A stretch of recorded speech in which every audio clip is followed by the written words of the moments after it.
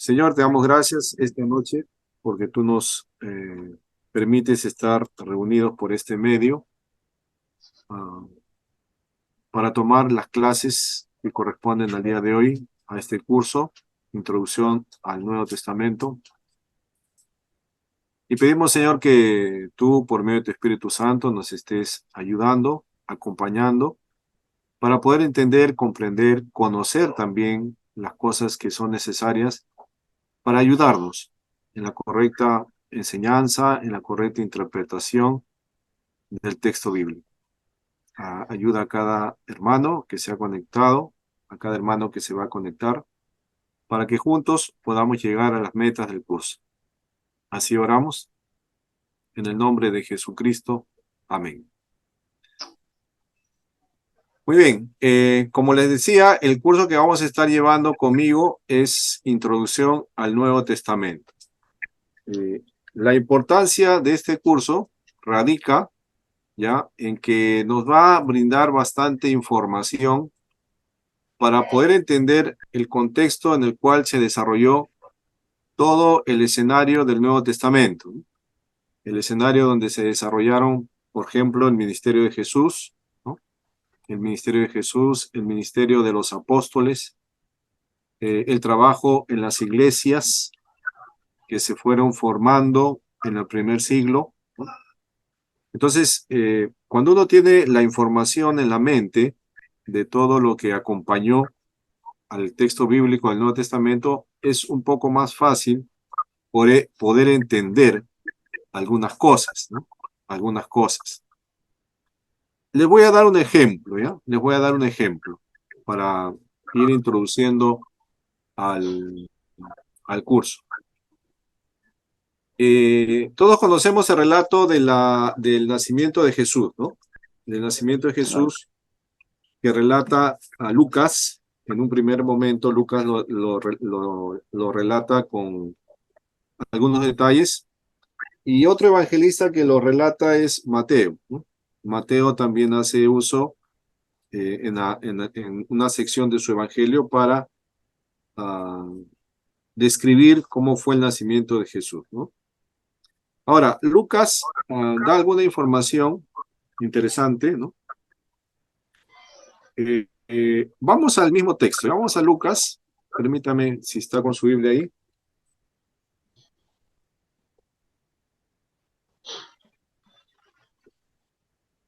a Lucas capítulo, vamos a ubicar el relato del nacimiento de Lucas.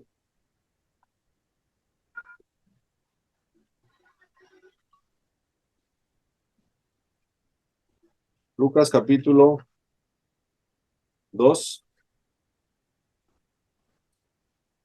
en los primeros versículos. Ya voy a pedir a la hermana Yesarel que pueda leer de Lucas capítulo 2, del 1 al 7. ¿Ya? Amén. Hermana Yesarel, por favor, haznos el favor de leer. Sí, pastor. Buenas noches, hermanos. Nacimiento de Jesús. Lucas capítulo 2. Aconteció en aquellos días que se promulgó un edicto de parte de Augusto César, que todo el mundo fuese empadronado. Este primer censo se hizo siendo Cirenio gobernador de Siria, e iban todos para ser empadronados, cada uno a su ciudad. Y José subió de Galilea, de la ciudad de Nazaret a Judea, a la ciudad de David, que se llama Belén, por cuanto era de la casa y familia de David, para ser empadronado con María, su mujer, desposada con él, la cual estaba encinta.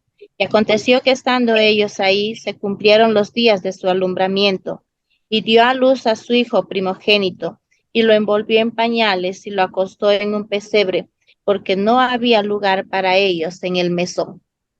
Ya. Entonces ahí, gracias hermana, nos relata más o menos cómo fue el nacimiento de Jesús, ¿no? Y las circunstancias que acompañaron al nacimiento de Jesús, ¿no? Ahora, fíjese que acá hay algunos detalles, ¿no? Por ejemplo, uno de los detalles es que no había lugar para ellos en el mesón y tuvieron que ir al pesebre, ¿no? O al lugar donde estaban los animales, ¿no? Entonces, ¿Cómo era el medio de vida, ¿no? ¿Cómo era las casas, cómo eran los mesones en el tiempo del Nuevo Testamento, ¿no? Un mesón equivaldría ahora como a un hospedaje, ¿no? Un hospedaje de hoy en día, ¿no? Un hostal, por llamarlo de alguna manera, ¿no? Un lugar donde uno se puede quedar a pasar la noche, ¿no? Por cuestiones de viaje. Ahora, ¿cómo era el escenario, ¿no? Que acompañó al nacimiento de Jesús? Si se dan cuenta ustedes, ellos no alcanzaron alojamiento y tuvieron que quedarse en el lugar donde estaba el pesebre, ¿no? Ahora, fíjate que las casas del tiempo del Nuevo Testamento en el contexto judío, ¿no? Eran de dos ambientes, ¿no? El primer ambiente, el primer ambiente era el lugar donde se aparcaban los animales, ¿no? Y el segundo ambiente, que era el segundo nivel, ¿no? Era el lugar donde la gente pasaba la noche, ¿no? Así que el primer nivel de estas casas, de estos mesones, ¿no? Servía como cochera para los animales. Hay que recordar que la gente se trasladaba, se movilizaba, ¿no? Con animales de carga, pues, ¿no? Camellos, asnos, mulas, burros, ¿no? Se movilizaban de esa manera. Y bueno, dio la casualidad que en los días del alumbramiento de María coincidió con el censo que se estaba haciendo, ¿no? Entonces había una movilización de gente de aquí para allá, ¿no? Y los lugares, los alojamientos, los mesones, no tenían mucha capacidad para albergar a mucha gente, ¿no? Entonces, cuando José llega y María llegan a este mesón, ya no hay lugar, ¿no? Entonces, para ellos, y es por eso que les hacen que pase al lugar donde estaban los animales. Y Jesús nace en ese lugar, ¿no? Donde era el aparcamiento de los animales de carga, ¿no? Y bueno, y la tradición siempre ha dibujado el cuadro del nacimiento, ¿no? El niño acostado en el pesebre y al lado de los animales, ¿no? Que acompañaban al niño, ¿no? Nacido. Eh, entonces, para poder entender este cuadro, este escenario, ¿no? Entonces yo debo conocer un poco la información, cómo era el mundo del Nuevo Testamento en los tiempos bíblicos, ¿no? Sobre todo en los tiempos del texto del Nuevo Testamento, de los libros del Nuevo Testamento, ¿no? Y así, hay algunos otros pasajes que, conociendo un poco la información del escenario del Nuevo Testamento, en los tiempos, en el tiempo, por ejemplo, del ministerio de Jesús, de los apóstoles, de las iglesias en el Asia Menor, yo voy a poder entender un poco mejor lo que se quiso decir, ¿no? Entonces, este curso tiene la finalidad, entonces, de ayudarnos, ¿no? A entender cómo era ese contexto, ese mundo, en cuanto a su cultura, en cuanto a sus tradiciones, en cuanto a sus aspectos religiosos, a su gobierno, ¿no? Al idioma que hablaban, a un poco la geografía, cómo eran las familias, ¿no? Etcétera, etcétera, ¿no? Cómo era también todo lo que acompañaba a estos escritos, ¿no? Pero no solamente vamos a trabajar el tema de lo que es conocer un poco el contexto que acompañan los libros, sino también vamos a ir revisando un poco los libros del Nuevo Testamento, ¿no? Cada uno de los libros que fueron aceptados en el canon del Nuevo Testamento. Vamos a ir revisando a cada uno de ellos de una manera general, panorámica, para entender un poco su formación, ¿no? De cada uno de ellos. Y luego también vamos a ver cómo se formó, ¿no? El Nuevo Testamento, ¿no? Cómo es que llegó a ser lo que ahora nosotros llamamos Nuevo Testamento, los 27 libros que usamos como palabra de Dios, ¿no? Entonces hay toda una historia, todo un desarrollo de cómo se llegó a formar el Nuevo Testamento, ¿no? Y todo lo que acompañó en esta formación. Es interesante, ¿no? Hay bastante datos históricos que usted tiene que manejar, ¿no? que usted debe saber, ¿no? Para poder conversar o poder enseñar o poder dar una opinión cuando le pregunten acerca de estos temas, ¿no? Acerca de los libros bíblicos, ¿no? En el Nuevo Testamento, por ejemplo, ¿no? No sé si a usted le han hecho alguna vez la pregunta, ¿no? ¿Quién es el que aceptó los libros, ¿no? O sea, ¿por qué los 27 libros son los únicos libros y no hay más, ¿no? ¿Solamente se escribieron 27 libros en el Nuevo Testamento o se escribieron más libros, ¿no? Y si se escribieron más libros, ¿por qué solo hay 27, ¿no? ¿Por qué no se aceptaron los demás libros que se escribieron, ¿no?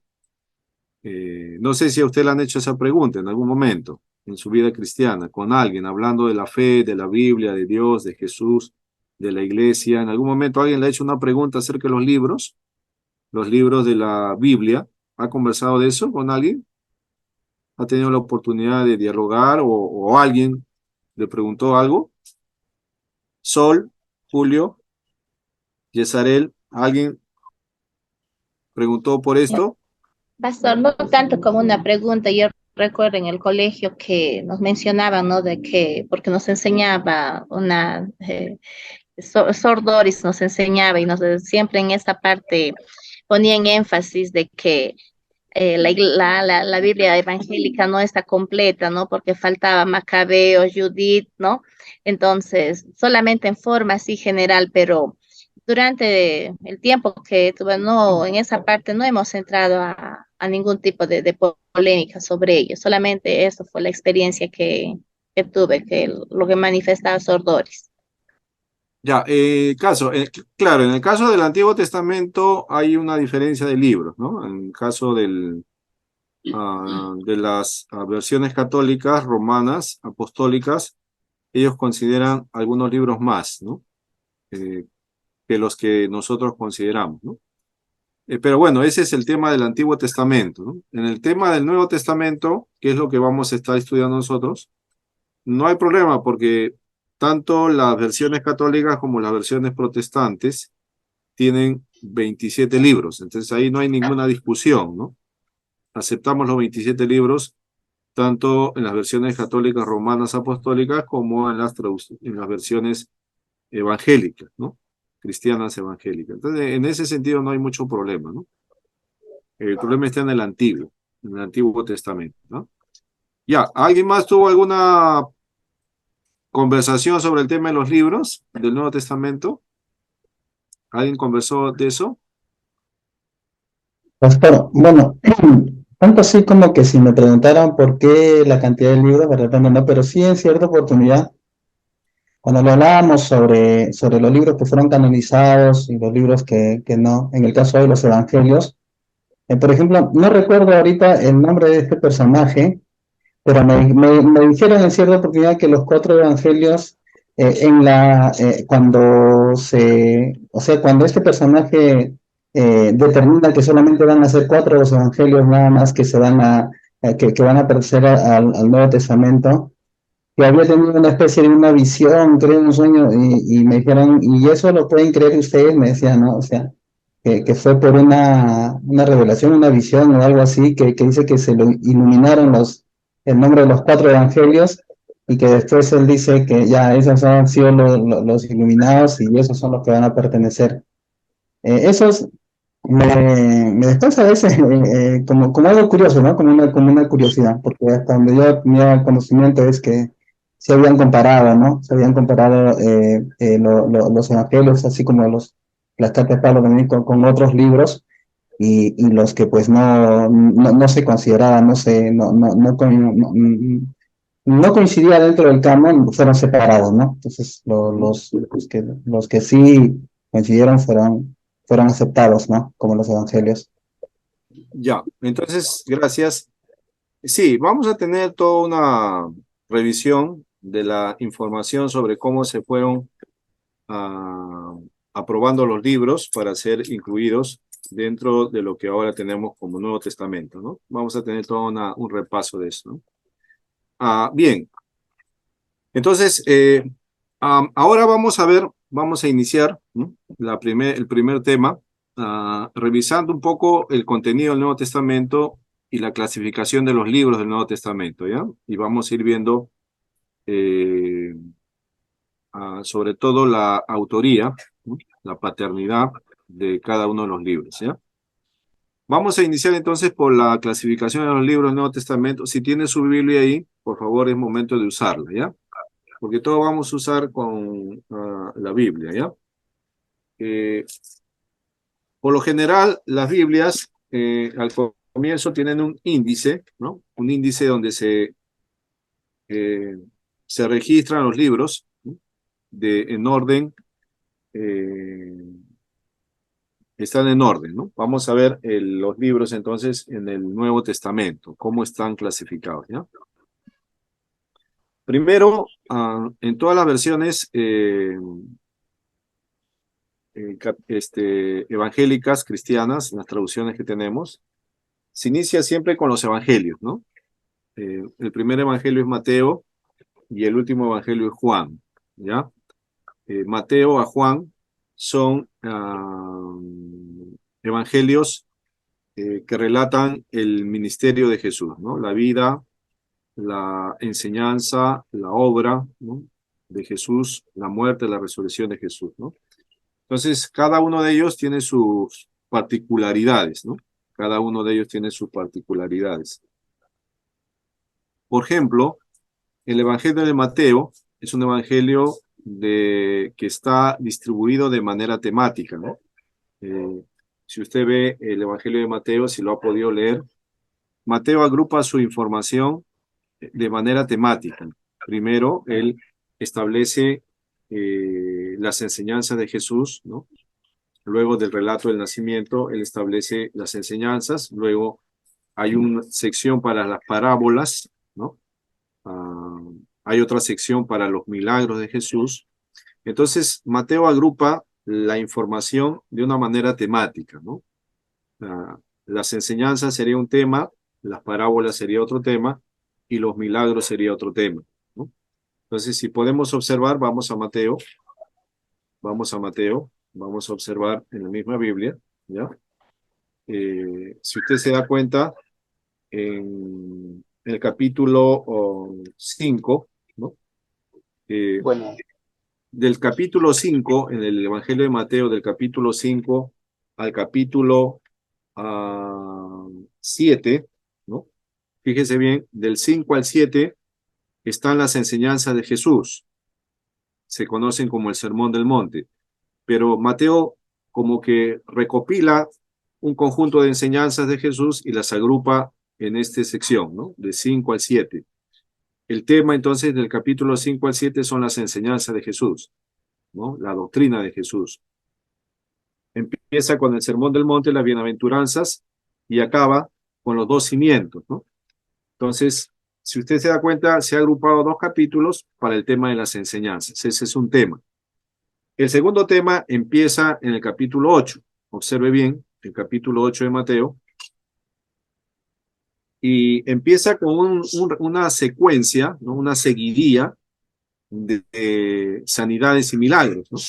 Por ejemplo, empieza en el capítulo 8. Está con su Biblia, ¿no? Sígame con la Biblia. El capítulo 8 empieza, Jesús sana a un leproso. En el capítulo 8. Estoy con la Reina Valera. ¿Todos tienen Reina Valera o alguien tiene otra versión? Sol, ¿qué versión tienes? Julio, Javier, Adrián, ¿qué versión tiene? Bueno, Javier está en camino. La Reina Valera. Reina Valera. Julio, ¿qué versión tienes? Mira, bien pasó, la Reina Reina Valera. Valera, ya. Adrián, ¿qué versión estás usando? Adrián. Ya, bueno, parece que no está en este momento. Adrián, Javier, ¿llegaste todavía? Bueno, parece que están con problemas. Ya, estamos con los que están con Reina Valera. En el capítulo 8 empieza con Jesús sana a un leproso, ¿no? Y de ahí sigue una secuencia de sanidades. Jesús sana a la sierva de un centurión, sana a la suegra de Pedro, Jesús calma la tempestad, los endemoniados gadarenos, Jesús sana a un paralítico, capítulo 9, ¿no? La hija de Jairo y la mujer que tocó el manto de Jesús en el capítulo 9, dos ciegos reciben la vista, un mudo habla, ¿no?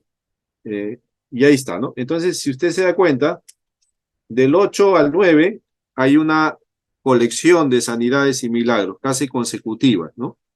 Entonces Mateo tiene esa finalidad. En el capítulo 13 empiezan las parábolas, ¿no? En el capítulo 13, por ejemplo, empiezan las parábolas de Mateo.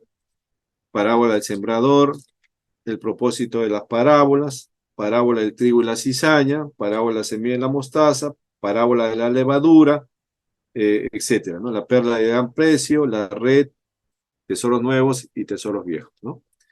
Entonces, de una manera panorámica estoy mencionando, ¿no?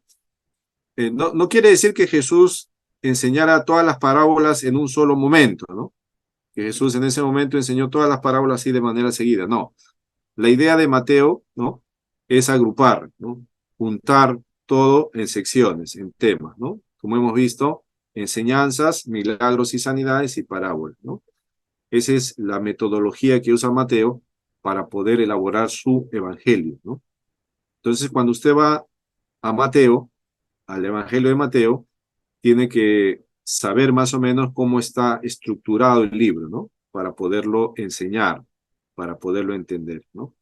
Ahora, una de las cosas importantes de todo estudiante del Nuevo Testamento es que el estudiante debe saber y conocer cuál es el propósito del libro, ¿no? ¿Cuál es la intención que el autor tiene al momento de escribir el libro? Ojo, esto es importante, ¿ya? Si usted va a enseñar el Nuevo Testamento, va a predicar del Nuevo Testamento, va a dar algún tema del Nuevo Testamento, es importante que usted conozca del libro que va a enseñar el propósito, ¿ya? Es muy importante, ¿ya? Veamos entonces el propósito del Evangelio de Mateo. Mateo tiene un propósito bastante interesante, porque él se dirige a su propia comunidad, al pueblo judío. Mateo se dirige al pueblo judío. De los 4 evangelistas, Mateo, Marcos, Lucas y Juan, el que más referencias hace al Antiguo Testamento, a los profetas, a los salmos, es Mateo. Mateo incluye en su evangelio muchas citas del Antiguo Testamento. Por ejemplo, vamos a Mateo capítulo 1, ¿no? Y vamos a ver que el nacimiento de Jesús, Mateo, ¿no? Está avalado por una cita del Antiguo Testamento. Mire capítulo 1 de Mateo, versículo 22, ¿ya? Julio, por favor, lee Mateo 1, 22.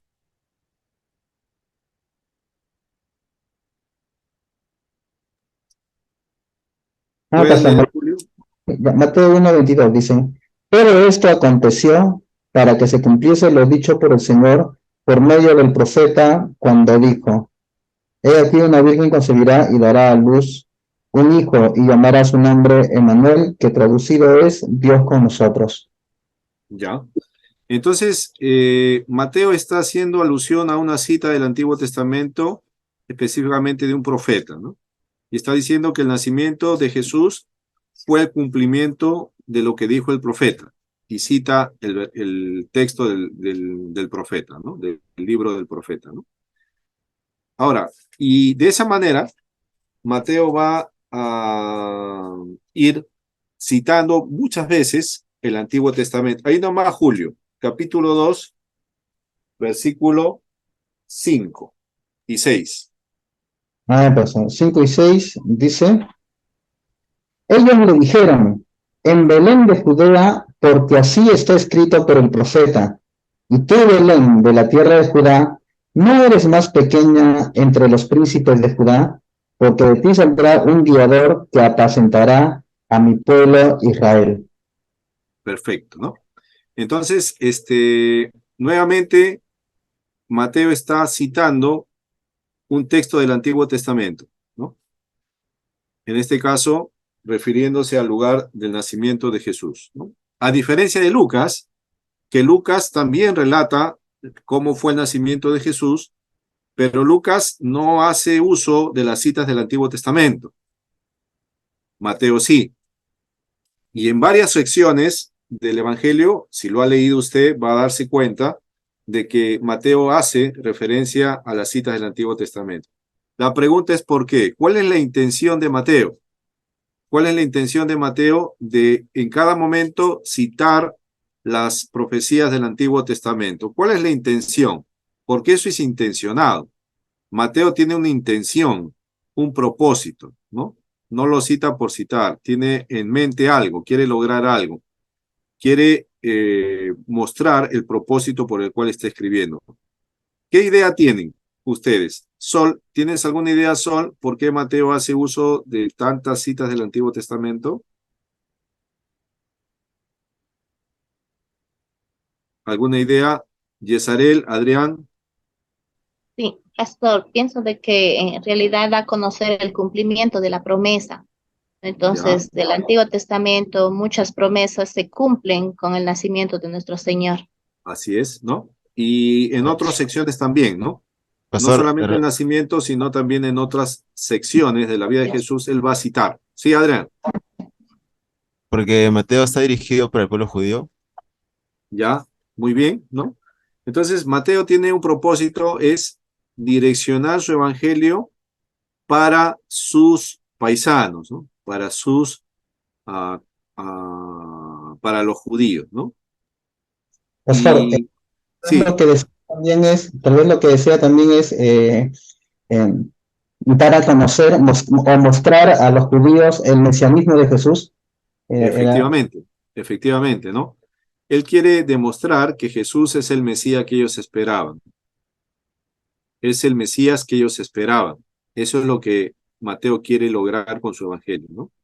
Decirle a sus paisanos, miren, Jesús es el Mesías que ustedes esperaban y que estaba anunciado por las profecías del Antiguo Testamento, ¿no?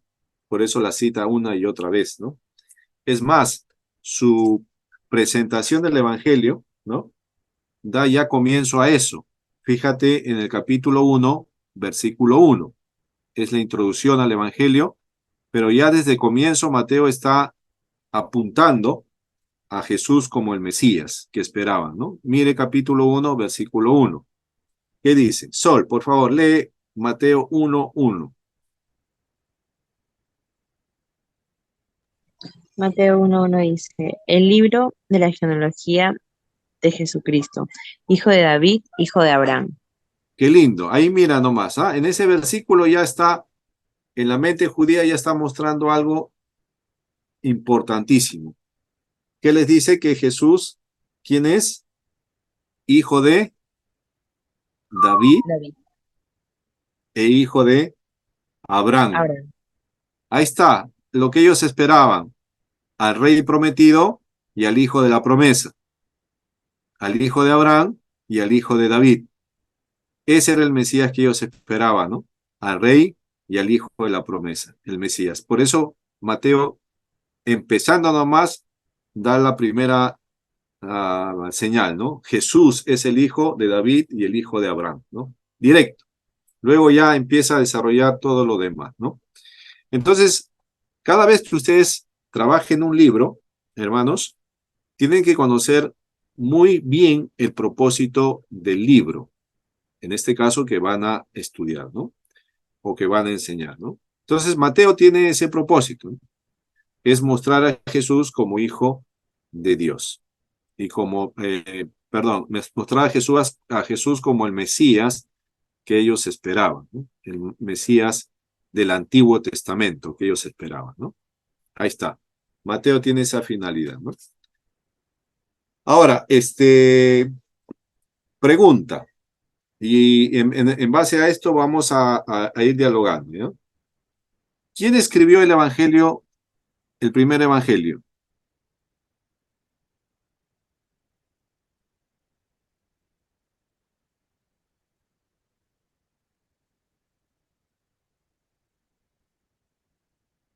A ver, ¿quién tiene alguna idea? ¿Quién escribió el primer Evangelio?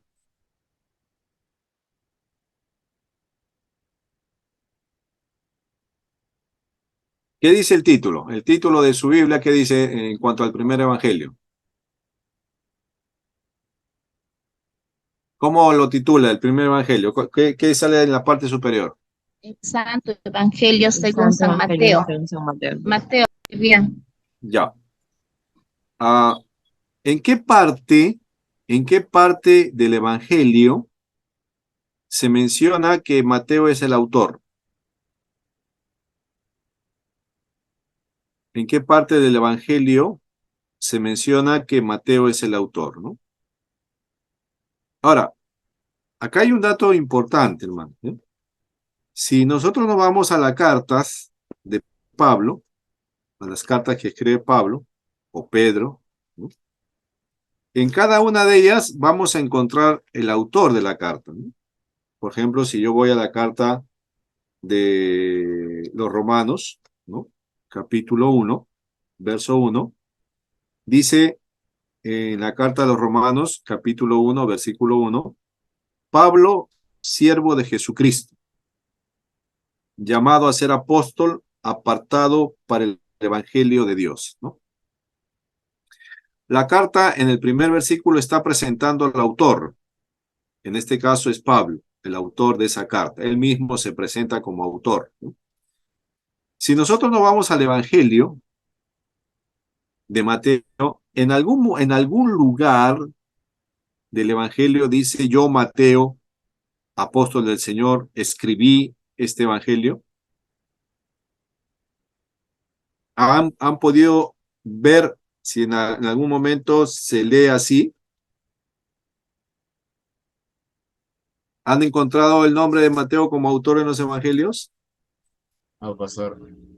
No, no lo vamos a encontrar, ¿no? No lo vas a encontrar por más que lo leas y trates de buscar, lo puedas encontrar. Entonces,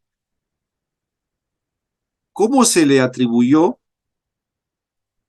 la autoría de este evangelio a Mateo, ¿no? ¿Cómo podemos nosotros reconocer de que este evangelio fue escrito por Mateo?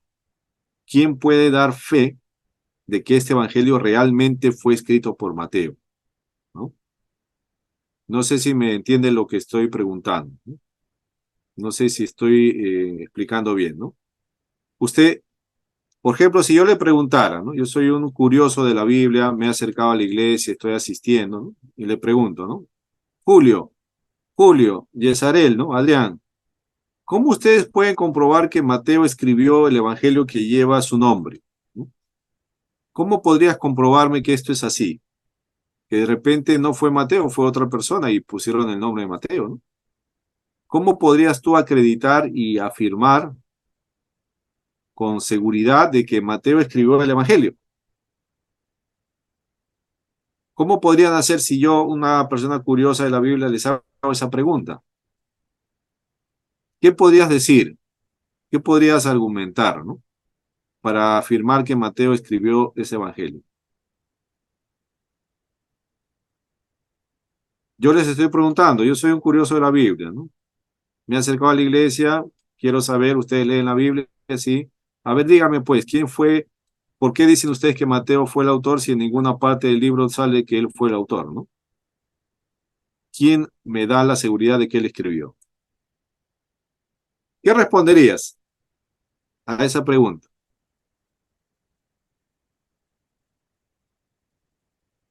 A ver, hermanos, si no me dan respuesta, yo pensaría que ustedes simplemente están leyendo cosas que ni conocen, ¿no? Ni Bueno, pasa, saben realmente sus autores. porque Mateo es el autor. Sí. O sea, yo podría decir que de repente es porque ha sido uno de los discípulos y bueno, estuvo con Jesús. Entonces, Ya, bueno, sí, fue un discípulo, estuvo con Jesús, efectivamente, Mateo entonces está incluido en los relatos, pero ¿cómo puedes asegurar que él es el autor, ¿no? O sea, ¿quién puede decir, mira, este es el autor, ¿no? ¿De qué manera puedes tú dar fe, ¿no? Si no, yo les diría, pues, hermanos, ustedes están leyendo libros que ni siquiera saben si su autor es su autor que dice ser, ¿no? Ahora, esto tiene que No, ver, sí, hermana, no recuerdo en qué parte, pero es el apóstol Pablo que da a conocer que Mateo ha escrito. Por decir yo aquí en el libro de Juan, ¿no? Dice, ¿no? Este dicho se extendió entonces entre los hermanos y aquel discípulo no moría, pero Jesús no le dijo que no moriría, sino que si quiero que él esté hasta que yo venga aquí a ti. Este es el discípulo que da testimonio de estas cosas y escribió estas cosas y sabemos que su testimonio es verdadero. Por decir, en Juan encontramos ese versículo como la autoría de Juan. No me recuerdo bien, pero es en uno de los evangelios, en las epístolas, que está, que le da la autoría a Mateo. No recuerdo ya. bien, pastor, pero voy a hacer No, memoria. O no estoy, hay en las epístolas ya. tampoco alguna mención. Entonces, ¿Ya? Ahora, fíjense, esto tiene que ver, ¿no?, con un reconocimiento de la autoría, ¿no? ¿Quién reconoce la autoría del Evangelio y se le añade y se la acuña a Mateo, ¿no? Se le acepta a Mateo como el escritor de este Evangelio, ¿no? Esto tiene que ver justamente con la tradición de la iglesia. Siempre para que ustedes vean, ¿no?, el autor de un libro, en este caso, que no contiene el autor en el mismo libro, ¿no?, específicamente, tenemos dos fuentes de consulta para saber la autoría, ¿no?, para conocer la autoría. Primero, es la fuente interna. La fuente interna tiene que ver con lo que el mismo Evangelio dice, ¿no? No dice explícitamente yo, Mateo, ¿no? Yo, Mateo, fue el que escribí, pero sin embargo, el Evangelio da alguna información que nos da pistas, ¿no? Nos da pistas. No es directo, pero nos da pistas. Por ejemplo, ya he mencionado algunas de las pistas, ¿no? El Evangelio tiene un carácter judío, porque está dirigido a judíos, ¿no? Está dirigido a paisanos judíos, ¿no? Entonces quiere decir que el que escribe este Evangelio tiene alguna relación directa con el judaísmo, o por lo menos con el pueblo judío, ¿no? En este caso, el escritor es una persona judía, ¿no? Por la alusión que hace al Antiguo Testamento, ¿no? Ahora, la segunda fuente de consulta tiene que ver con lo que la iglesia dijo acerca de este evangelio, y eso se llama la evidencia externa. La evidencia externa, o sea, ¿qué se dijo acerca de este libro? ¿Y quiénes dijeron? Los que primero estuvieron en contacto con este libro, o sea, los cristianos del primer siglo, los que vivieron en el tiempo, digamos, cuando el evangelio empezó a circular. Eso tiene que ver con la evidencia externa, ¿no? Ya, hubieron personas que dijeron que Mateo fue el escritor de este libro, ¿no? Y ellos conocieron muy de cerca en los antecedentes de esto. Ahora, ¿cómo yo encuentro la información, no? ¿Cómo encuentro la información para saber de esa tradición de la iglesia de acuñar la autoría a Mateo como autor del primer evangelio, ¿no? Para esto yo tengo que conocer un poco la historia de la iglesia, ¿no? Tengo que conocer un poco la historia de la iglesia. ¿Cuál es el primer libro de la historia de la iglesia? A ver, ¿quién me puede responder esto? ¿Cuál es el primer libro que habla de la historia de la iglesia? El libro de Hechos, pastor. Muy bien, Julio. El de libro hecho, de los Hechos de los Apóstoles, ¿no? Es el primer libro que nos habla de cómo se fue estableciendo la iglesia, cómo se fue organizando, cómo se fue expandiendo, ¿no? La enseñanza de la iglesia, etcétera, etcétera. Los problemas también que hubieron en la iglesia, ¿no? O sea, todo lo que hubo pasando con la iglesia, Hechos lo registra, ¿no? Entonces, Hechos es un libro de historia. Pero Hechos acaba, ¿no?, no con toda la información de lo que ocurrió, ¿no? O sea, Hechos acaba mayormente con el protagonismo de Pablo, de Pedro en un primer momento y luego Pablo en un segundo momento, ¿no? Entonces, La historia de Hechos gira en la actividad apostólica de Pedro y Pablo, ¿no? Mayormente, ¿no? Ellos fueron los que abarcan bastante el contenido del libro de los Hechos, ¿no? Pero ¿fueron los únicos que hicieron cosas? ¿Fueron los únicos que trabajaron en la obra de Dios? ¿O hubieron más? No solamente hubieron 2 apóstoles, ¿no? ¿Qué fue de la vida de Mateo? ¿Qué fue de la vida de Marcos? Perdón, ¿cómo se llama? De Juan. ¿Qué fue de la vida de Bartolomé, ¿no? ¿Qué fue de la vida de Felipe, ¿no? De Andrés. ¿Qué fue de la vida de los demás apóstoles? ¿No hicieron nada ellos? ¿Solamente Pedro y Pablo fueron los únicos que hicieron la obra de Dios? No, ¿no es cierto? Entonces, ellos también hicieron. Ellos fueron comisionados. La comisión no solamente fue para Pedro, Pablo, sino también para todos los demás apóstoles, ¿no? Pero ¿dónde está esa información que no la contiene el libro de los Hechos? Está en la información que se registra en los libros de historia de la iglesia, ¿no? Ya vimos que el primer libro de historia es Hechos de los Apóstoles, donde se menciona la actividad mayormente de Pedro y de Pablo, ¿no?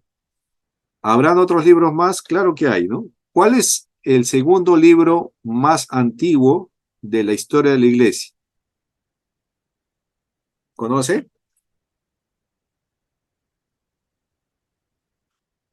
¿Conoce el segundo libro más antiguo de la historia de la iglesia? Ya vimos el primero es Hechos, ¿no? Está dentro del Nuevo Testamento. Un libro importante de leer, conocer y saber, ¿no? Pero hay otra información más, ¿no? De la historia de la iglesia. ¿Conoce cuál fue el segundo libro más antiguo de la iglesia? Romanos, pastor, libro De de los historia. Romanos. Ya no de la Biblia, De historia. sino de De- historia, sí. Ujú. Adrián, A nivel Sol, solo del Antiguo o del Nuevo Testamento o también de del la Antiguo. iglesia, de la iglesia, Ah, sí. ya, de la iglesia, ya, de la De la iglesia cristiana, sí, ¿no? Porque Hechos solo registra la actividad de la iglesia, ¿no? A través del trabajo apostólico de Pedro y Pablo, ¿no? ¿Habrá otros libros? Claro que hay, ¿no? Uno de los historiadores, ¿ya? Apunte esto porque esto es necesario que usted lo tenga y vamos a consultar ese libro en varias ocasiones, ¿ya?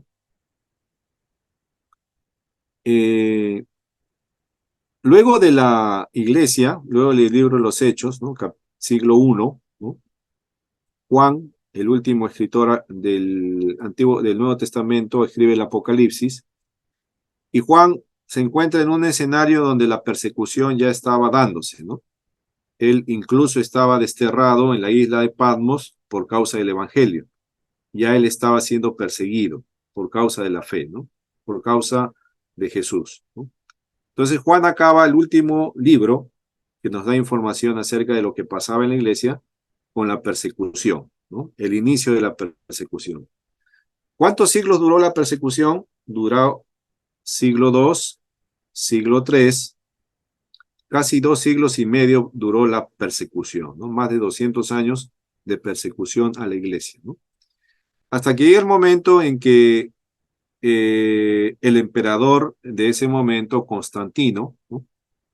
Tiene una visión en un sueño y por medio de esta visión él cree en Jesús, ¿no? Y bueno, toda la historia de la visión es interesante, ¿no? Que él tuvo la visión de la cruz y que se le mostraba que con el símbolo de esa cruz iba a vencer, ¿no? Etcétera, etcétera, ¿no? Y entonces él creyó su visión, creyó y se hizo cristiano, Constantino, ¿no? Entonces Constantino eh, adopta la fe cristiana, ¿no? Adopta la fe cristiana como su fe y permite que la religión cristiana, ¿no? Sea aceptada como una religión más dentro del Imperio Romano, ¿no? Porque en Roma se practicaba mucha idolatría, había muchas expresiones de fe, ¿no? Entonces Constantino, al convertirse al cristianismo, por esa visión que tiene, ¿no? Él acepta al cristianismo como tal y da un decreto donde se manda que la iglesia cristiana sea reconocida como una religión más del imperio. Ya no se le persiga, no se le hostigue, ni nada de eso, ¿no? Se le devuelven los bienes, se le devuelven las propiedades que habían sido quitadas, etcétera, etcétera. Entonces hay un tiempo de paz. Y Constantino, el emperador Constantino, al ser creyente, ¿no? Él empieza a buscar como un asesor espiritual, ¿no? Para que lo acompañe en su proceso de gobierno, ¿no? Como emperador de Roma y cristiano, ¿no? Entonces él empieza a buscar a alguien que lo asesore espiritualmente, ¿no? Y él busca a un obispo que se encontraba en Cesarea. Y este obispo se llama Eusebio de Cesarea, ¿no? Él era el obispo de esa región. Y este obispo empieza a tomar la función de mentor, ¿no? De Constantino, ¿no? Como un asesor espiritual, ¿no? Empieza a discipularlo, lo bautiza incluso, ¿no? Y este Eusebio de Cesarea, este obispo de Cesarea, empieza a componer un libro donde empieza a registrar todos los acontecimientos que ocurrían en torno a la iglesia, recopilando alguna información también que él había recibido de parte de los padres de la iglesia, ¿no? Los padres de la iglesia fueron los discípulos de los apóstoles, ¿no? Entonces, Eusebio de Cesarea es casi de la tercera generación, ¿no? Él fue discípulo de los padres de la iglesia, ¿no? Estamos hablando del año 320 y tantos, ¿no? Comienzo del año 300, ¿no? Entonces, Eusebio empieza a componer un libro donde empieza a registrar eventos acerca de la historia de la iglesia, ¿no? Lo que ocurrió. ¿Qué ocurrió con los apóstoles? ¿A dónde se fue Andrés? ¿A dónde se fue Felipe? ¿A dónde se fue Tomás? Y todo él lo empieza a poner en un libro, ¿no? Que lo titula Historia Eclesiástica. En este libro, Historia Eclesiástica, Eusebio va a relatar las cosas que estaban ocurriendo y que ya habían ocurrido. Y va a tomar una sección donde él va a tratar acerca de los libros del Nuevo Testamento. Y ahí él va a ir informando y registrando la autoría de los libros. Y va a decir ahí que el Evangelio de Mateo lleva ese nombre porque efectivamente fue el apóstol Mateo el que lo escribió y que ese legado ha ido pasando de generación en generación, ¿no? Entonces, ahí hay una información importante. Eusebio de Cesarea, como dije, es un historiador antiguo, el segundo libro de historia, que contiene información importante, sobre todo para acreditar la autoría de los libros. Cómo la iglesia fue aceptando el Evangelio y reconociendo que Mateo era su autor, ¿no? Bueno, y toda la explicación está ahí en su libro. Ahora, ese libro, hermanos, ustedes lo deben tener porque lo vamos a consultar bastante, ¿ya? Se llama Historia Eclesiástica. ¿Dónde está, pastor, ese libro? No se preocupen, lo puede encontrar con libertad en el internet, ¿no? Ahora, si no lo puede encontrar, tiene dificultades, no sabe cómo buscar los libros, yo se lo puedo enviar también, ¿no? Es necesario que tengamos ese libro de consulta, ¿no? Para ver, por ejemplo, el caso de la autoría, ¿no? El caso de la autoría de los libros, ¿no? Ese es importante, ¿no? Entonces, cuando yo busco y quiero mostrar, ¿no?, la autoría de un libro que no contiene el nombre del autor, ¿no?, entonces tengo que usar dos fuentes, ya les dije, ¿no? La evidencia interna, o sea, lo que el mismo libro dice, algunas pistas que me den alguna luz sobre el autor, y segundo, la evidencia externa, que es lo que otros dijeron acerca del libro. Eso se llama tradición, ¿no? La tradición de la iglesia, que mayormente se encuentran registrados dentro de los libros de historia de la iglesia antiguos. Como ya le dije, el más antiguo aparte de Hechos, el segundo libro es historia eclesiástica, ¿no? Entonces, si uno quiere conocer bien la historia de la iglesia, tiene que leer Hechos y tiene que leer también historia eclesiástica para tener un panorama más amplio, ¿no? Lógicamente que en los libros de historia de Eusebio se añade también algunas creencias, ¿no? Ya saben que los libros no son inspirados, solamente los que están en la Biblia son inspirados, ¿no? La demás literatura es de consulta, pero no es inspirada, ¿no? Hay cosas que ahí también Eusebio relata sobre algunas creencias que se empezaron a tomar dentro de la fe, ¿no? Algunas creencias que se empezaron a practicar, ¿no? Y que no iban relacionados, pues, al contenido bíblico, ¿no? Entonces, como le dije, son fuentes de información solamente, ¿no? Que nos va a dar alguna ayuda. Pero no olviden que no son libros inspirados, ¿no? Son de consulta nomás, ¿no? Porque no puedo yo citar a Eusebio para establecer alguna doctrina, pues sería un peligro, ¿no? Decir que hay que hacer esto porque en Eusebio dice que se hacía, ¿no? No, es un peligro hacer eso, ¿no? Pues son libros de consulta, no se olviden, ¿ya? Son libros de consulta que nos dan información en algunos asuntos, ¿no? Información importante. Entonces, Mateo lleva el título de este libro, ¿no? Ahora, hermanos, no solo Eusebio trae la información que ya circulaba. Como historiador, un historiador sabe que busca fuentes y luego las ordena y las presenta, ¿no? Como prueba de lo que él está diciendo. Ahora, ¿cómo es la sucesión, ¿no? La sucesión después de los apóstoles, ¿no? Después de los apóstoles, ¿cómo fue la sucesión, el legado de, digamos, de liderazgo en la iglesia, ¿no? ¿Cómo fue el legado, ¿no? ¿Cómo fue yendo, después de los apóstoles, yendo el legado del liderazgo de la iglesia, ¿no? Bueno, los hermanos, la Iglesia Católica Romana lo soluciona muy fácil, ¿no? Dice que el legado fue a través de la sucesión papal, ¿no?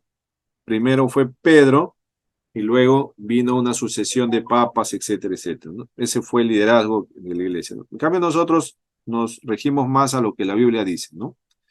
Entonces, ¿cómo fue el legado del liderazgo luego de la muerte de los apóstoles, ¿no?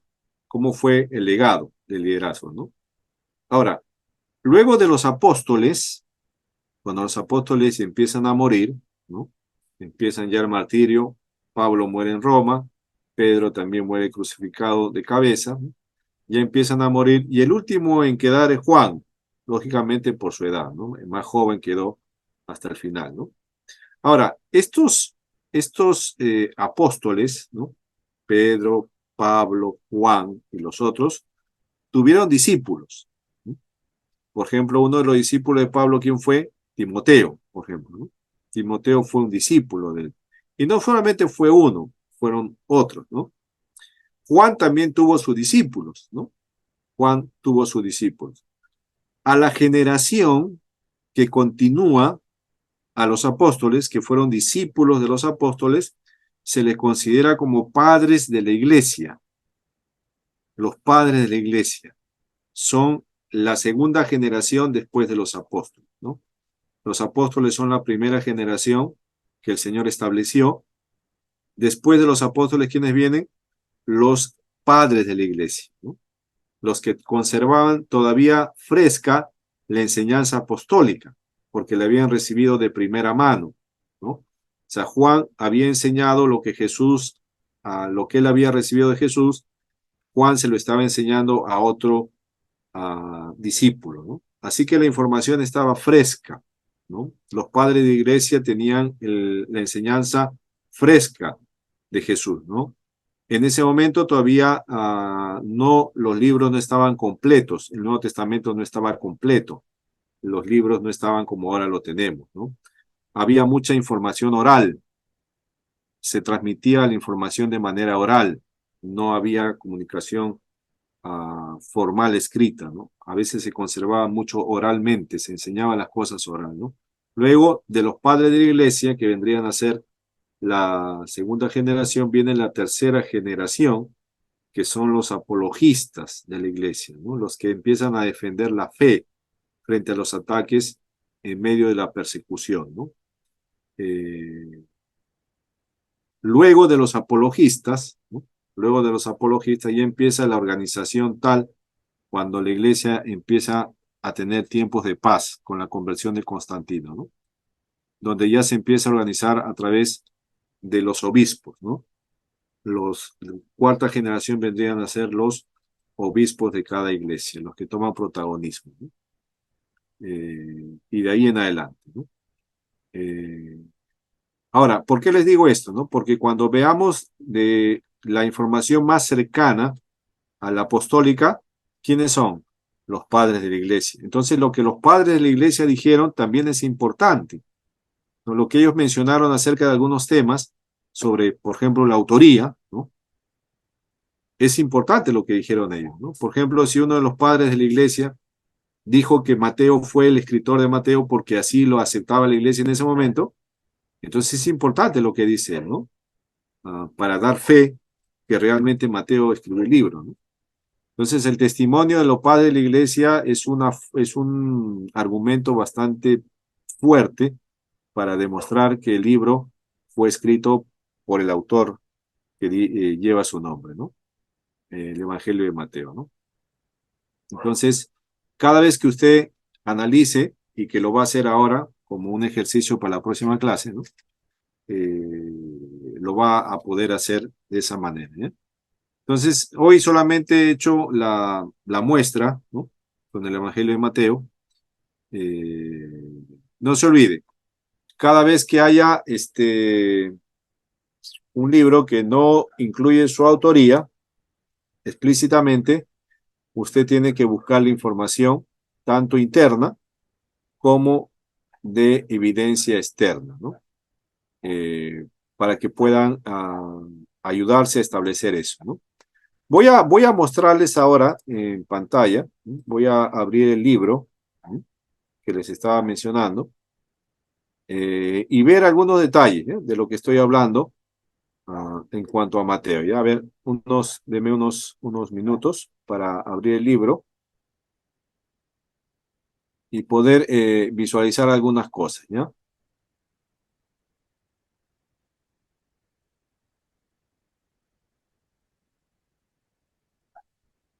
A ver, acá está. A ver,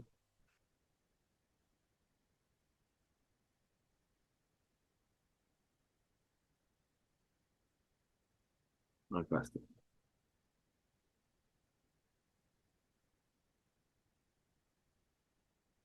Usted me dice si se ve, ¿ya?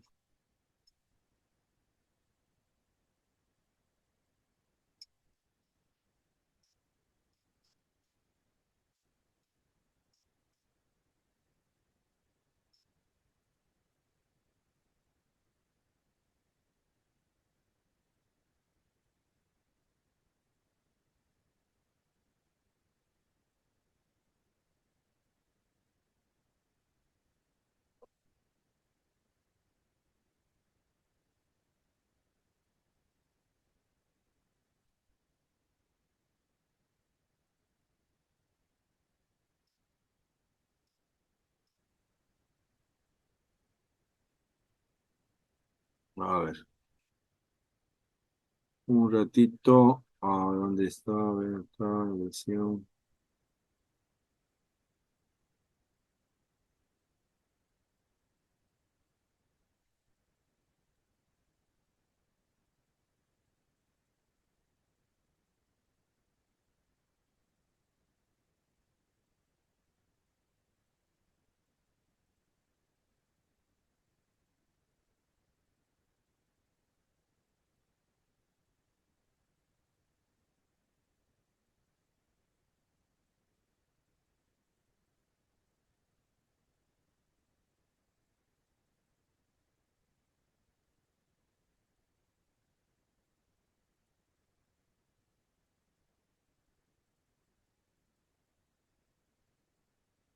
Ya, a ver, voy a compartir la pantalla, ¿eh?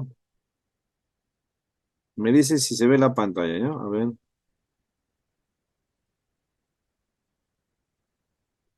¿se observa la pantalla? Sí, profesor. Sí, pastor. Sí, pastor, sí. Ya, a ver, este es Sí, del libro de Historia Eclesiástica, de la página 80, donde habla acerca de Mateo, ¿no? Y del Evangelio. Este es el historiador, ¿no? Eh, a ver, vamos a leer el punto 5, ¿ya? De su libro, ¿no? Acerca del orden de los evangelios, ¿no?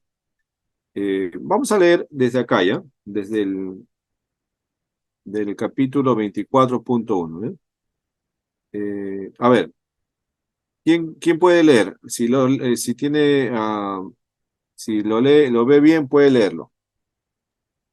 Ya, pastor. amén, pastor. A ver, Sea Acerca pues, del orden, dale, hermana, adelante, hermana.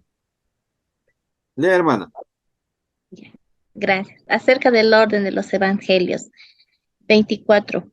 1. Sea pues esta cita de Clemente no solo un relato, sino también sirva de provecho para aquellos que lo lean. Pero mencionemos a continuación los escritos indiscutibles del apóstol. En primer lugar, hay que aceptar como auténtico su evangelio, que se lee en todas las iglesias bajo el cielo. Pero la razón por la que entre los antiguos se colocara en cuarto lugar después de los otros tres, tal vez se aclara con la siguiente explicación. Estos hombres eran inspirados y en realidad notables para con Dios. Me refiero a los apóstoles de Cristo, y tenían purificadas sus vidas sobremanera y ornamentadas sus almas por toda virtud. No obstante, hacían uso del lenguaje sencillo.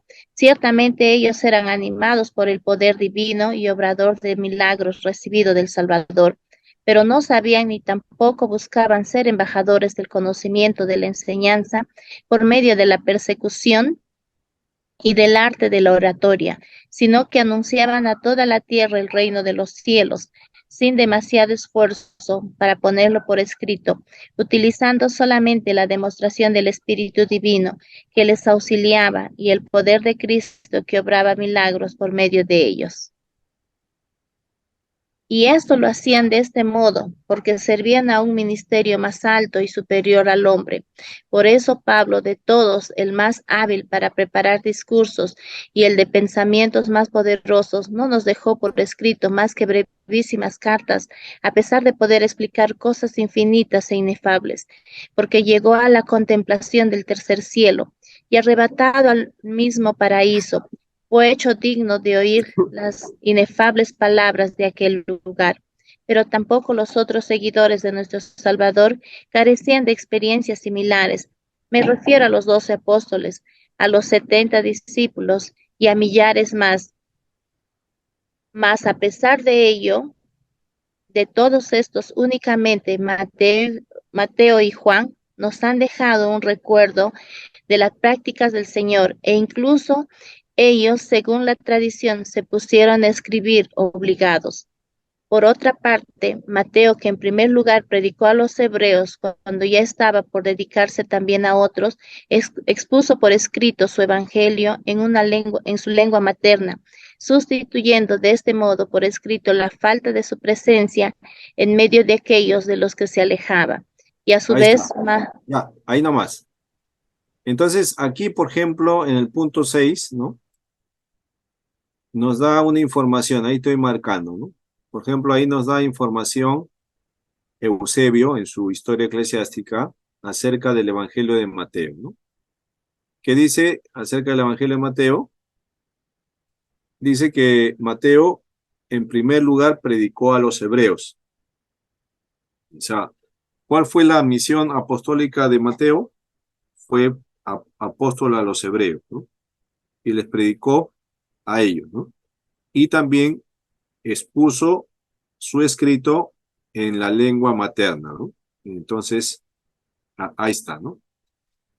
Entonces, como se dan cuenta, este libro me da una información externa de la autoría del libro de Mateo, ¿no? Entonces, ¿qué he hecho? He consultado la fuente externa para poder ver qué es lo que dijo acerca del Evangelio, ¿no? Entonces, si se dan cuenta, Eusebio dice que Mateo fue el que escribió a los hebreos, ¿no? Entonces, yo ya tengo ahí una información importante, ¿no? Y que la compuso en su lengua natal, ¿no? Entonces, ahí está la información, ¿no?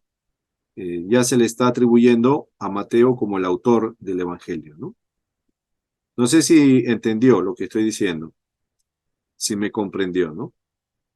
Entonces, ¿quiere decir que Mateo es el escritor, efectivamente es el autor del Evangelio? Sí. ¿Por qué es el autor? Porque hay evidencias que así lo demuestran. ¿Cuál? Una, dentro del libro, ¿no? El autor necesariamente es judío por el uso de referencias al Antiguo Testamento, ¿no? Quiere demostrar algo a alguien, al pueblo judío, ¿no? Segundo, porque los que estuvieron presentes cuando el Evangelio circulaba, ¿no? Los que estuvieron más cercanos en el momento que el Evangelio circulaba, dan fe de que Mateo fue el que escribió, ¿no? Dan fe que él fue el autor, ¿no? Y que escribió un Evangelio, ¿no? Entonces, con esa evidencia yo ya puedo demostrar, ¿no?, a alguien que efectivamente está bien que Mateo estuviera como autor, ¿no? Porque él es el autor, ¿no? Muy bien, entonces esa es la tarea, ¿no? Más o menos que tenemos que desarrollar al momento de trabajar alguno de los libros, ¿no? En el caso de la autoría. Otro caso es el propósito que ya vimos, ¿no? El propósito del libro, ¿no? ¿A quién va dirigido el libro? ¿Por qué, no? Ya vimos Mateo como un ejemplo, ¿no? Otro evangelio que está en la lista de los evangelios, que son 4, es Marcos, ¿no? Marcos, Mateo, Marcos, tiene una particularidad bastante especial, Marcos, ¿no? Es un evangelio breve. Hay toda una historia sobre el evangelio de Marcos, ¿no? Pero es un evangelio breve, que mayormente se condensa, los relatos de Marcos se condensa del viaje que hace Jesús desde Capernaum a Jerusalén, ¿no?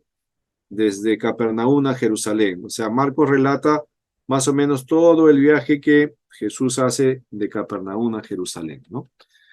Entonces, él relata ahí, ¿no? Y muestra a Jesús de una manera distinta a Mateo, ¿no? Mateo lo muestra como el Mesías prometido, ¿no? Como el Mesías prometido. En Marcos se ve a Jesús no como específicamente el Mesías prometido, sino se ve como el siervo sufriente, ¿no? A Jesús. Marcos lo muestra así, ¿no? Ahora, su evangelio es más breve, ¿no? Es más resumido que los demás, ¿no? Hay una historia sobre cómo se desarrolló el evangelio de Marcos, por ejemplo, ¿no? Marcos no fue directamente apóstol del Señor, no está en la lista de los 12 apóstoles que Jesús eligió. Sin embargo, se ha aceptado a Marcos con su evangelio como parte del canon del Nuevo Testamento, ¿no? De los libros inspirados. ¿De dónde obtuvo la información Marcos para elaborar su evangelio? ¿De dónde lo obtuvo Marcos? Ya sabemos que Mateo fue de primera mano, ¿no? Mateo fue apóstol del Señor, estuvo presente en sus enseñanzas, en sus milagros. Él fue un testigo directo, ¿no? Pero Marcos no. Marcos no estuvo directamente en el ministerio con Jesús, ¿no?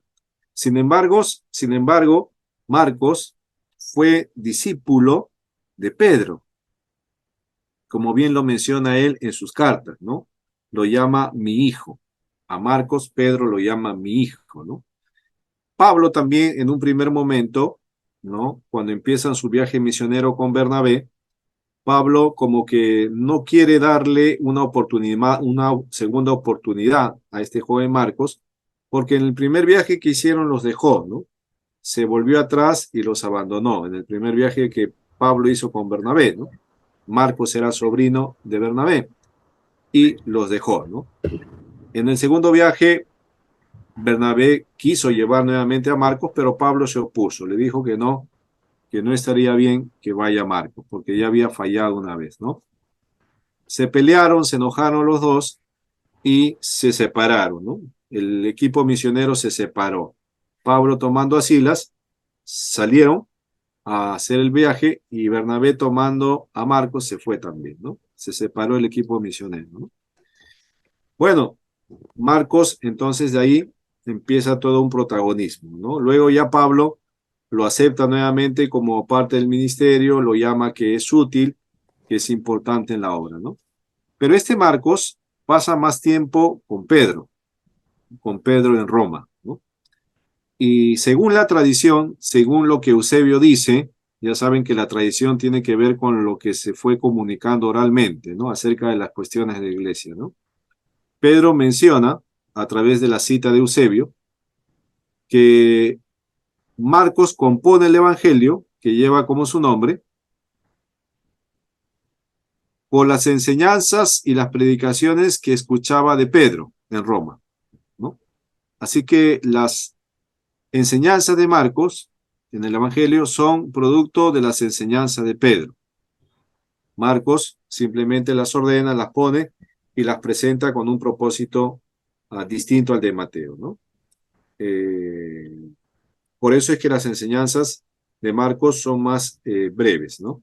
Son más breves que Mateo, ¿no? Es un evangelio resumido, ¿no? El autor ya lo tenemos ahí, a Marcos, ¿no? Fue discípulo de Pedro, ¿no? Y tomó de las enseñanzas y las predicaciones de Pedro para elaborar su evangelio, ¿no?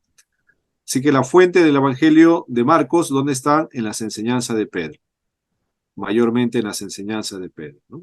En las predicaciones de Pedro.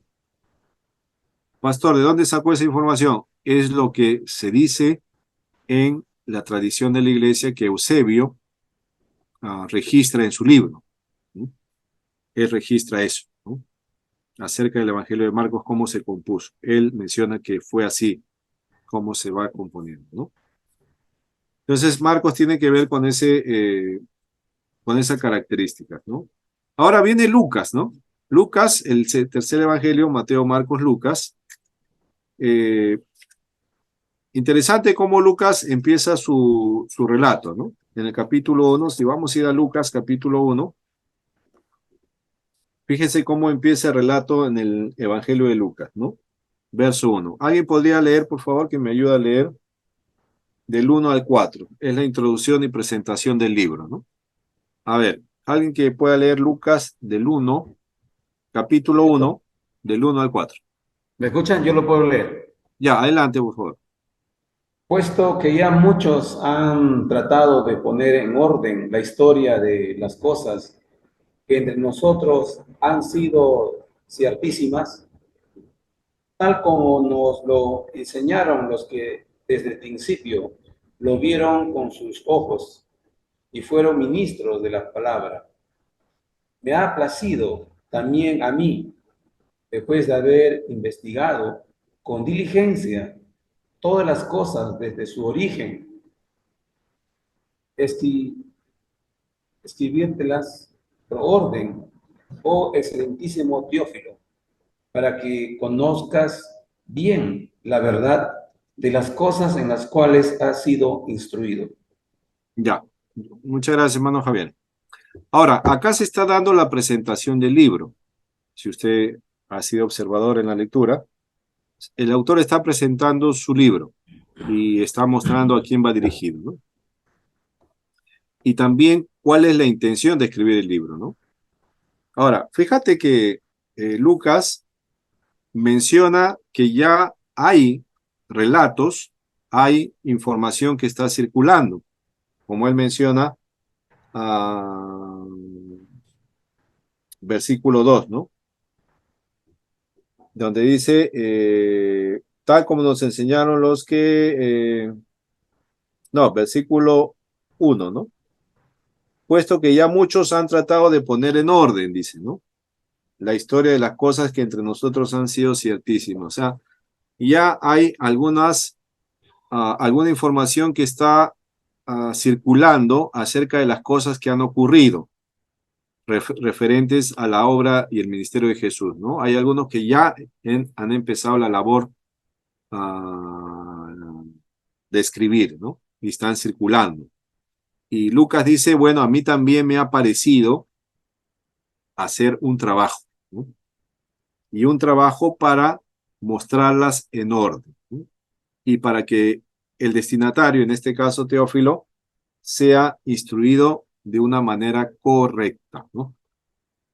en las cosas que han sucedido, ¿no? Entonces quiere decir que ya en el tiempo de Lucas, la información estaba viajando de acá por allá, pero también habría información que no era correcta. Por eso Lucas dice, yo voy a poner en orden y voy a mostrar cómo ha ocurrido, ¿no? Y la fuente de donde Lucas está tomando, la está mencionando ahí también. Dice que él ha tomado de los que han sido testigos oculares, presenciales, de Jesucristo, ¿no? De primera mano, fuentes de primera mano, ¿no? Ahora, Lucas, el Evangelio de Lucas, es un evangelio que se muestra de manera cronológica, ¿no? O sea, Lucas va tratando de mostrar cronológicamente cómo pasaron los hechos, ¿no? Y trata de ir hasta lo más atrás posible, ¿no? Por eso él empieza desde el anuncio del nacimiento de Juan el Bautista, ¿no? Él quiere ir hacia atrás, ¿no? Hacia lo más atrás posible y se remonta hasta el nacimiento, al anuncio del nacimiento de Juan, ¿no? Como inicio de su evangelio, ¿no? Le considera importante mencionar el nacimiento de Juan, ¿no? Como el precursor del Mesías, del Señor Jesús, ¿no? Entonces, tiene un carácter cronológico el Evangelio y Lucas da bastante detalles, ¿no? Lucas da bastante detalles, menciona nombres, lugares, ¿no? Regiones, bastante detalles, como todo historiador, da bastante información, ¿no? Lucas tiene esa característica en su Evangelio, ¿no? Es un poco más extenso. Y sobre todo, este Evangelio de Lucas fue usado, ¿sí?, en los primeros siglos como evangelio para el discipulado, ¿sí? Entonces, un nuevo creyente, por llamarlo en nuestro contexto ahora, ¿no?, que se convertía al Señor, en base a qué libro era enseñado, al Evangelio de Lucas, ¿no? Lucas era el evangelio que servía para formar en el creyente el discipulado, ¿no? Y Lucas mismo lo menciona, dice, para que Teófilo tú seas instruido en las cosas que han sucedido, ¿no? Entonces, si alguien quería ser instruido acerca de las cosas que han sucedido, entonces tenía que leer el Evangelio de Lucas, ¿no? Para que conozca correctamente cómo han sucedido las cosas, ¿no? Entonces, Lucas tiene esa característica, ¿no? Ahora, Lucas tampoco fue apóstol, ¿no? Mateo sí lo fue, Marcos no lo fue, Lucas no fue apóstol. Lucas, ¿quién fue, no? El escritor del Evangelio, ¿quién fue? Fue un colaborador de Pablo, que aparece en su segundo viaje misionero, ¿no? Pablo fue el que tomó a Lucas como un colaborador, ¿no? Y lo menciona en varias partes de sus escritos, ¿no? Lucas estuvo muy relacionado con el apóstol Pablo, ¿no? Y también él tuvo acceso a la información de algunos apóstoles, ¿no? Como Pedro, como Juan y como Jacobo, ¿no? Entonces él estuvo muy de cerca con la información de estos apóstoles para elaborar su evangelio. Se le considera a Lucas como un historiador, ¿no? Como un historiador de la iglesia, ¿no? Por el carácter de su libro, ¿no? Él tiene un trabajo de investigación, por eso dice, yo también voy a poner en orden después de haber investigado, ¿no? O sea, es un carácter de investigador, Lucas, ¿no? Está presentando una tesis, ¿no?, sobre el ministerio de Jesús.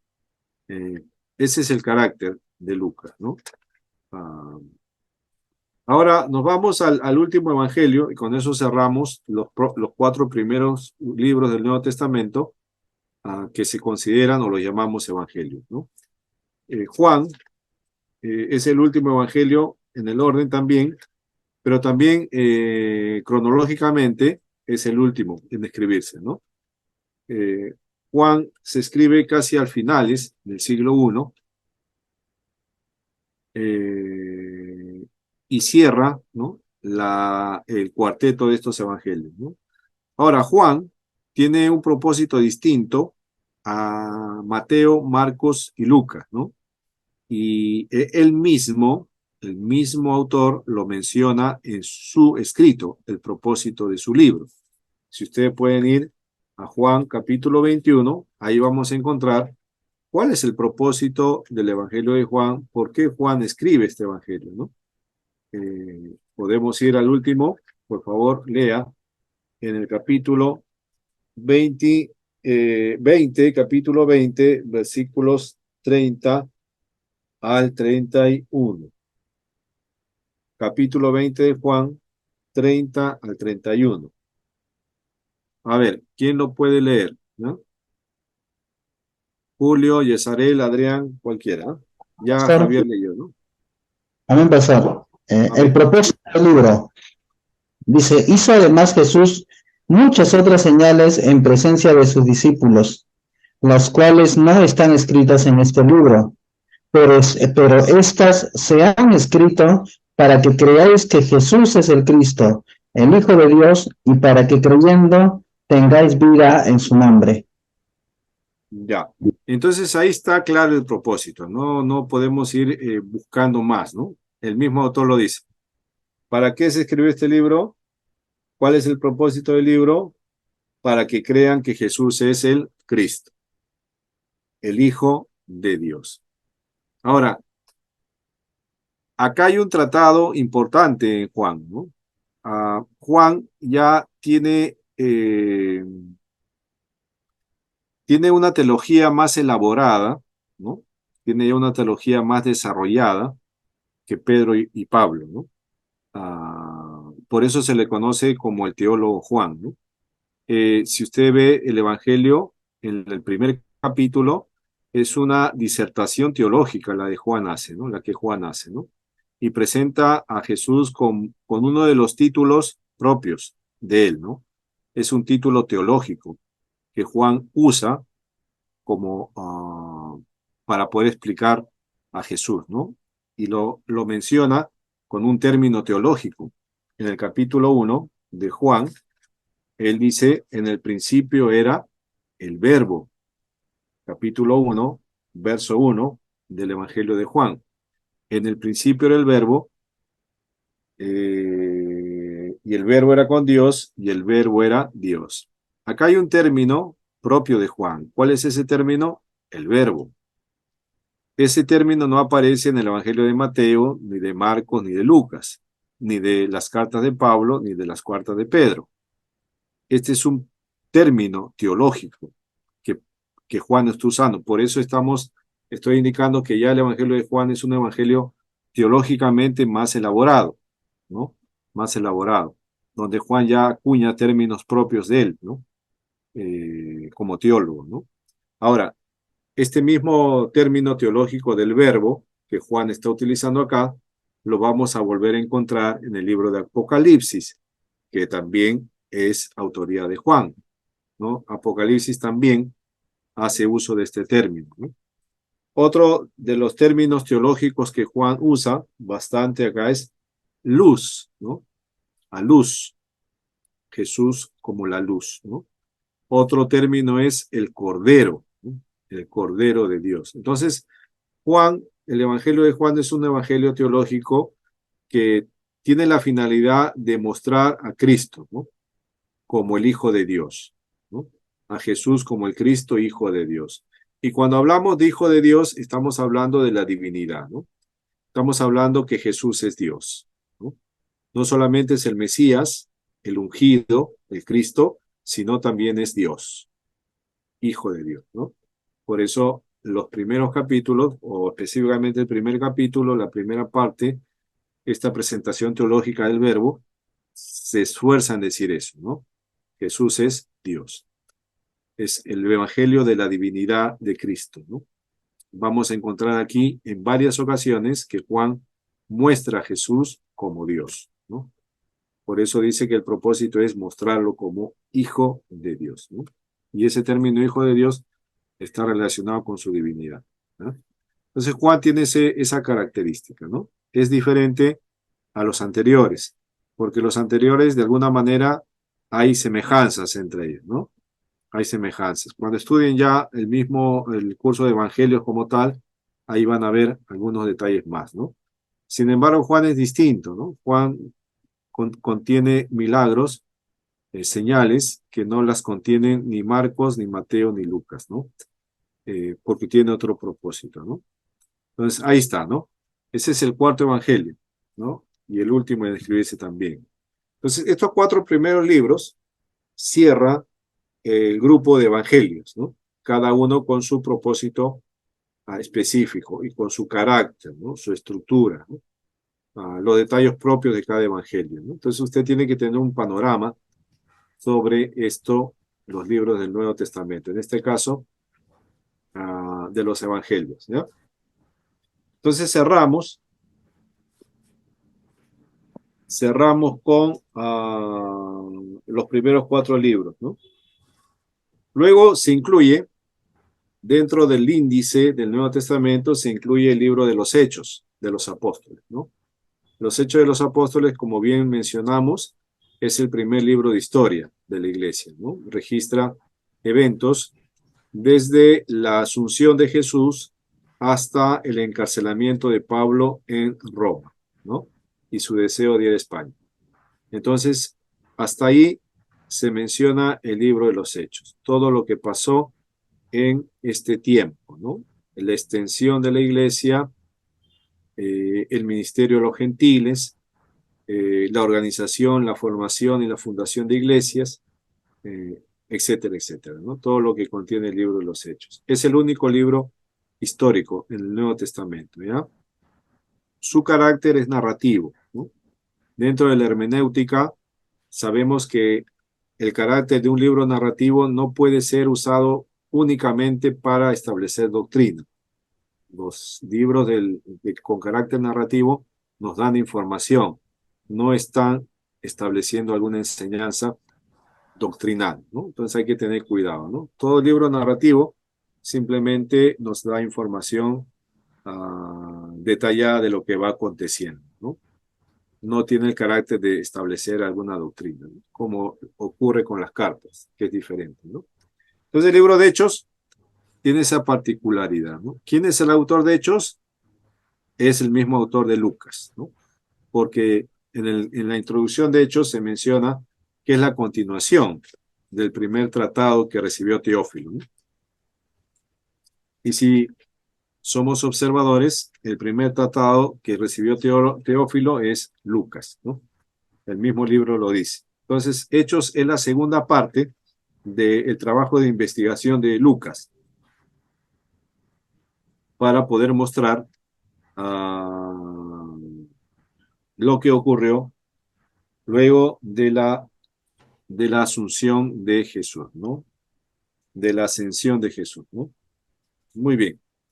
Luego de Hechos, estoy dando un panorama rápido, ¿no?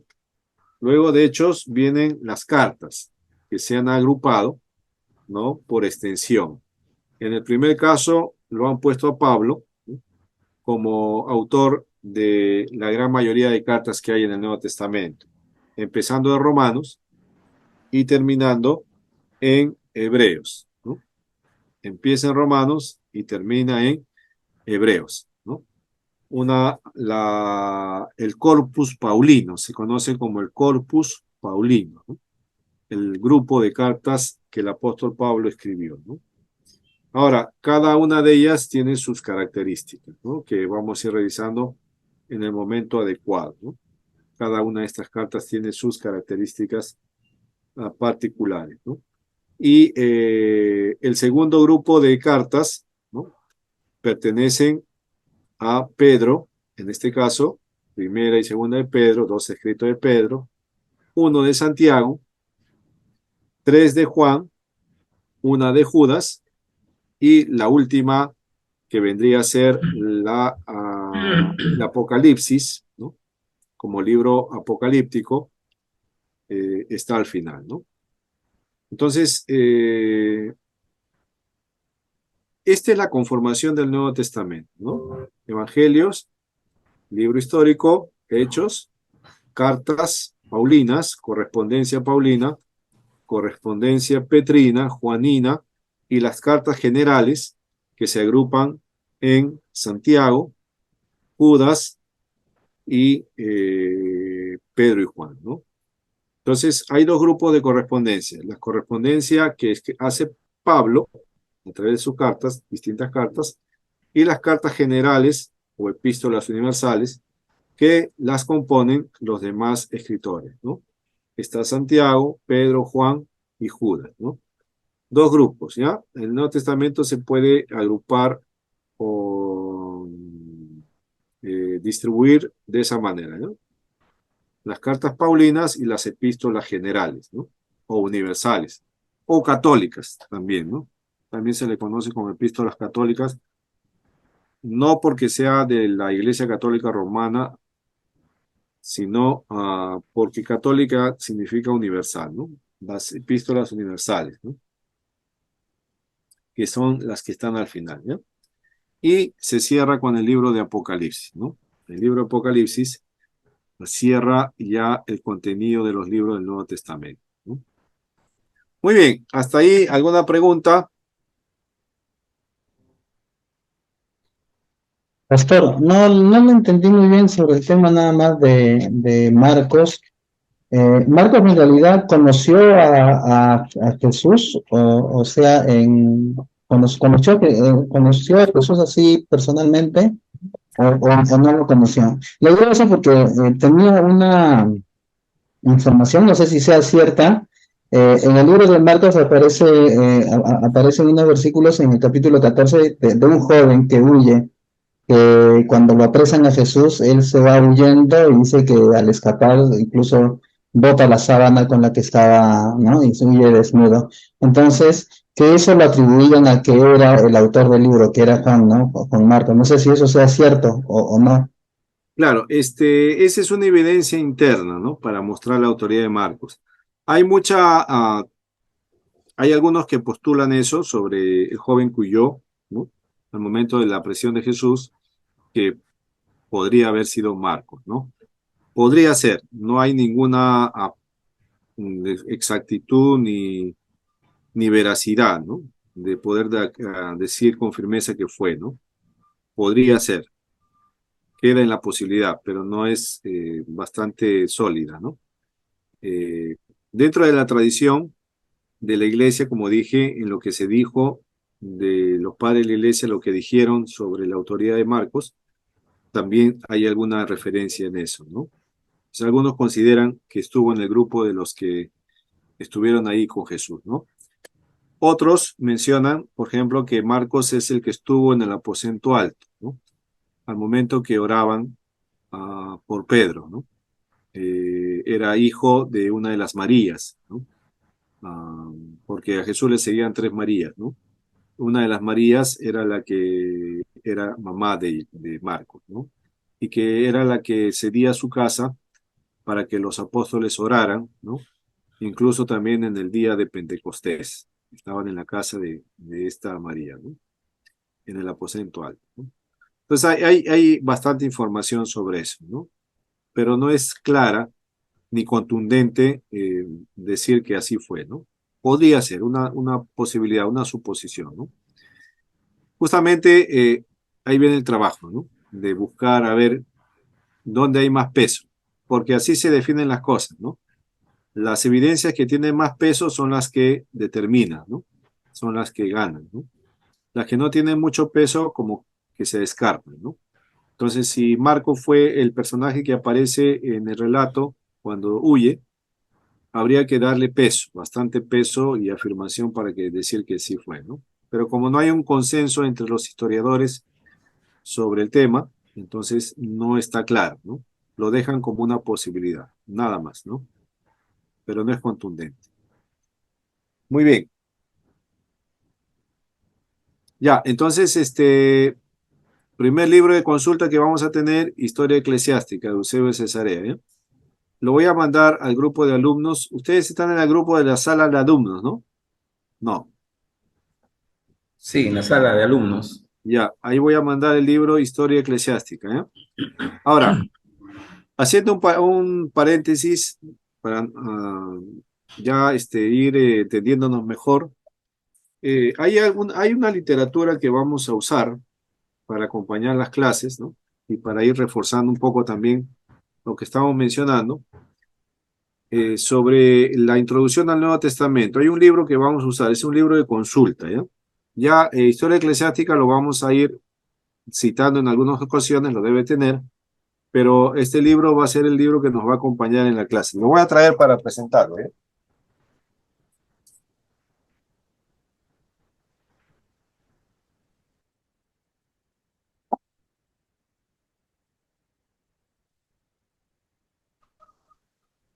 Bueno, ahora hay bastante posibilidad de acceder a la información digital, ¿no?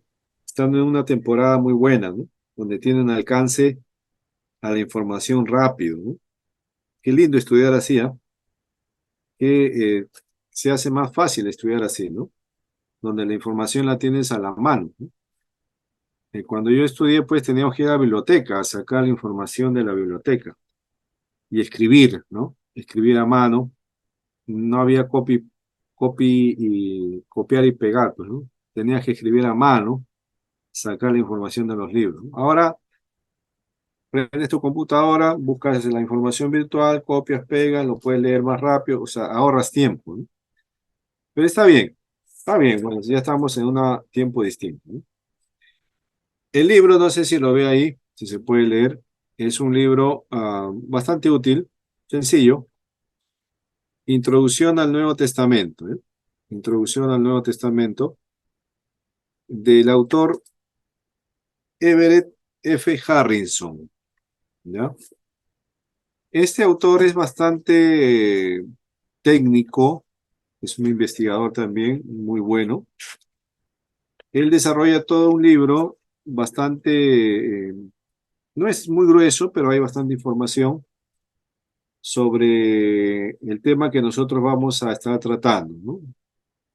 Por ejemplo, nos va a hablar un poco de la historia, un poco de lo que ya estamos haciendo, las instituciones que había en el Nuevo Testamento, la literatura que circulaba en el Nuevo Testamento, el idioma del Nuevo Testamento, ¿no? Qué idioma hablaban en el Nuevo Testamento, el uso que se hacía del griego en el Nuevo Testamento, ¿no? Para diferenciar el idioma que se hablaba en ese momento, ¿no?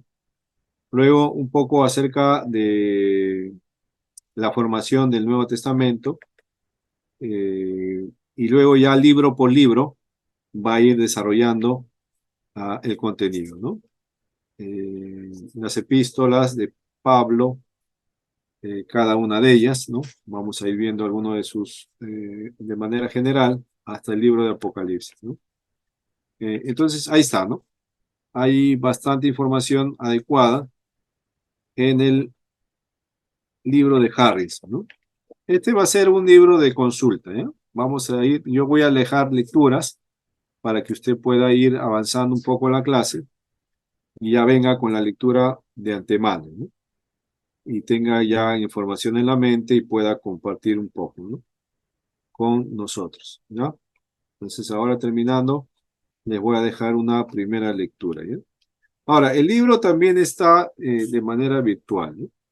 Si es que no lo tiene, yo se lo puedo enviar también al grupo, ¿ya? Eh, Se llama Introducción al Nuevo Testamento de Harrison, ¿no? Entonces, ahí, si no hay, yo se lo puedo enviar, ¿eh? Para que lo pueda tener y pueda leer con facilidad, ¿eh? Muy bien, vamos a tomar unos 10 minutos de descanso, ah, y luego ya retomamos con los asuntos finales, ¿ya? De la clase de hoy. ¿Listo? Entonces, descansamos unos 10 minutos, tomen su cafecito, su tecito, ¿no? Algo para calentarse si hace frío, no sé si en Huánuco está haciendo frío, aunque no hace frío mucho en Huánuco, ¿no?